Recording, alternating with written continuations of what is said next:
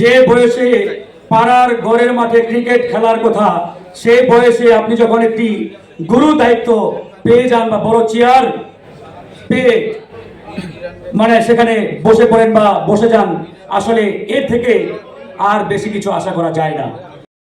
আমরা একটি ক্রান্তিকাল অতিক্রম করছি বলা যায়,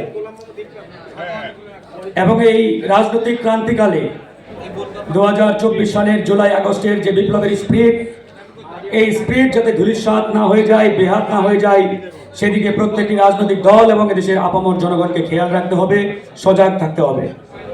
ইতিমধ্যে আমরা নানান সংকট, নানান আলোচনা সমালোচনা সোশ্যাল মিডিয়া এবং গণমাধ্যমে দেখতে পাচ্ছি।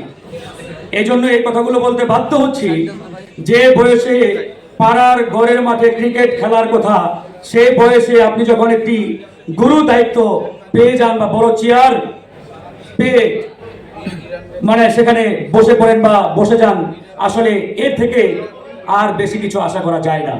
আজকে বাংলাদেশে এই যে নানান সংকট, যে সমস্যা তৈরি হয়েছে, এগুলোর পিছনে কাদের ইন্ধন রয়েছে, কারা এগুলো পরিকল্পিতভাবে ঘটাচ্ছে এবং করাচ্ছে, সে বিষয়ে আমাদের সতর্ক এবং সজাগ থাকতে হবে।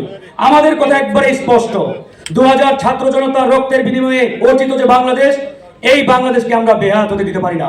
এই বাংলাদেশকে অবশ্যই সফল হতে হবে, সফল করতে হবে।